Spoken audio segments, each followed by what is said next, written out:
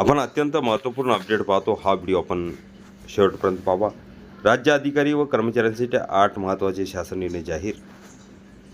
हा व्हिडिओ आपण शेवटपर्यंत पाहा. नमस्कार मित्रांनो, चॅनलमध्ये आपले सर्व स्वागत आहे. तत्पूर्वी आपण नवीन असाल चॅनलला आता सबस्क्राईब करा, समोरील बेल आयकॉनला क्लिक करा. निश्चितच नवनवीन अपडेट अखिल तांबेसर क्लासेस चॅनलमार्फत सतत आपल्याला पाहायला मिळतील. पाहूया सविस्तर. राज्य शासनाने विविध विभागातील अधिकारी कर्मचाऱ्यांशी संबंधित एकूण 8 महत्त्वाचे शासन निर्णय जी.आर निर्गमित केले आहे. या निर्णयामुळे पोलीस, शिक्षण, ग्रामविकास, महसूल, आरोग्य तसेच न्याय विभागातील अनेक पदे, निधी व प्रशासकीय बाबीवर महत्त्वाचे निर्णय घेण्यात आले आहे. विविध विभागातील स्थापनेवरील अस्थायी पदांना मुदतवाढ देणे, नवीन पद निर्मिती, निधी वितरण तसेच पद व्यवस्थापनातील बदल यांचा शासन निर्णयामध्ये समावेश आहे.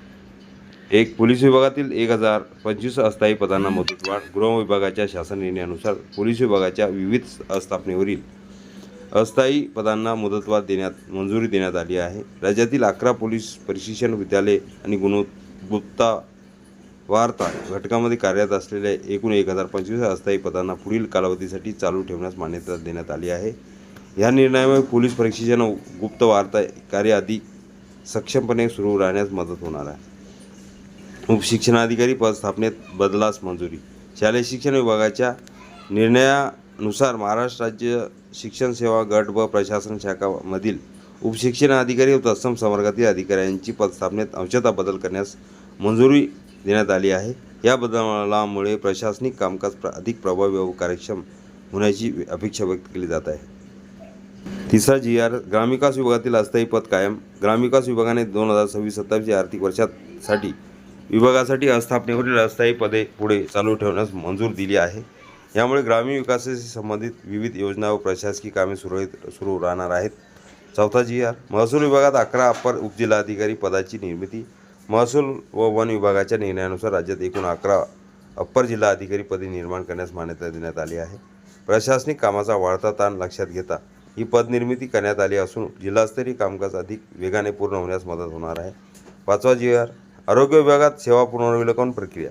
सार्वजनिक आरोग्य विभागाने आरोग्य सेवा आयुक्तालय अंतर्गत महाराष्ट्र वैद्यकीय व आरोग्य सेवा गट अ मधील अधिकाऱ्यांचे 50 किंवा 55 वर्षे पूर्ण झाल्यानंतर सेवा पुनर्विलोकन सर्व्हिस रिव्ह्यू करण्यास मंजुरी दिली आहे.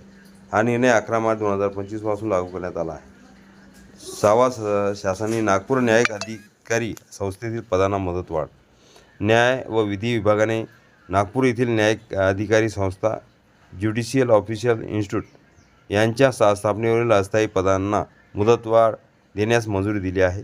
या निर्णयामुळे संस्थेचे शैक्षणिक प्रशिक्षण कार्य सुरळीत राहणार आहे. 7वा शासकीय कर्मचाऱ्यांसाठी वाहन कर्जासाठी निधी.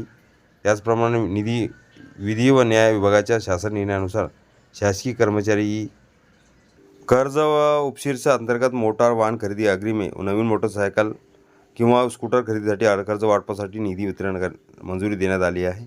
यामुळे पात्र शासकीय कर्मचाऱ्यांना वाहन खरेदीसाठी आर्थिक मदत मिळणार आहे. कौटुंबिक न्यायालयीन 397 पदांना मुदतवाढ. राज्यातील कौटुंबिक न्यायालयामध्ये कार्यरत असलेल्या एकूण 397 अस्थायी पदांना पुढील कालावधीसाठी मुदतवाढ देण्यासाठी विधी व न्याय विभागाने मंजुरी दिली आहे. त्यामुळे न्यायालयीन कामकाजात सातत्य राहणार आहे.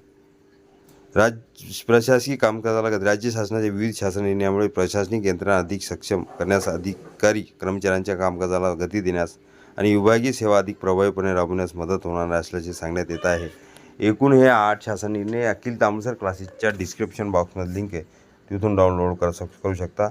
हा व्हिडिओ उपयोगी वाटला असेल लाईक, शेअर आणि अखिल तांबेसर क्लासेस चॅनलला लगेच सबस्क्राईब करा.